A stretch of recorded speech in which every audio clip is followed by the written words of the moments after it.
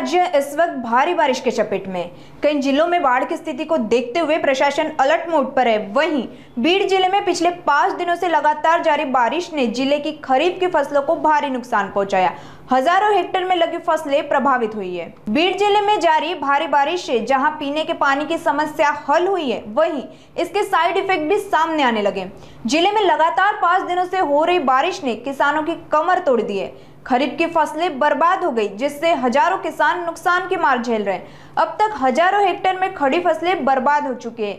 जिले के कई गांव और यहां के किसान इससे प्रभावित हैं। वहीं बाढ़ की चपेट में आकर परली में 2 लोगों की मौत की जानकारी सामने आई है, तो जानवरों के बहने की खबर भी है। बारिश के प्रभाव से कई मकानों का नुकसान हुआ है। किसान अब सरकार से मुआवजे की आस लगाए बैठे हैं। किसानों की ओर से प्रशासन से तुरंत पंचनामा कर मुआवजा देने की मांग उठने लगी है। शेतकरी आहे, शासनानं जवळजवळ आमची आतुनात नुकसान झाली आहे।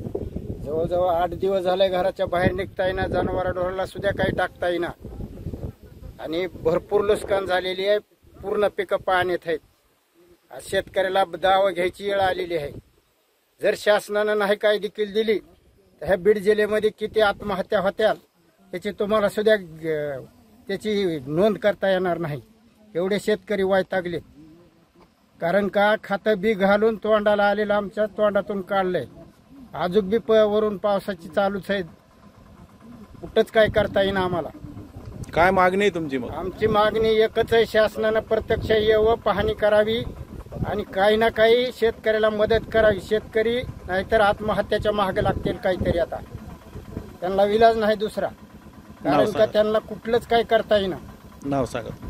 माझं नाव बंकट केरबा पांढवळे, ममदापूर। 3-4 दिवसापासून भरपूर पाऊस झालेला आहे। प्रशासनाचा एकही अधिकारी आमच्या इथं आलेला नाही। प्रशासनाचा अधिकारी नाही आल्यामुळं आमची दखलच कोणी घ्यायला तयार नाही। दखल न गेल्यामुळे आम्ही करायचं काय?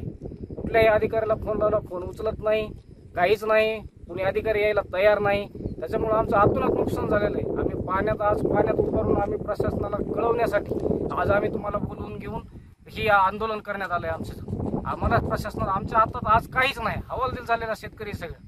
त्याच्यामुळे काहीच नाही आमच्याकडे आता सध्या पर्याय नाही। प्रशासनानं आम्हाला लवकरात लवकर मदत करण्यात यावी, काहीतरी करून आम्हाला थोडा दिलासा देण्यात यावा, येऊन विचारपूस तरी करण्यात यावी त्यांच्याकडनं येऊन आम्हाला।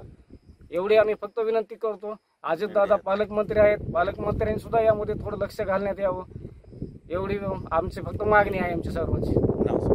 प्रवीण देशमुख।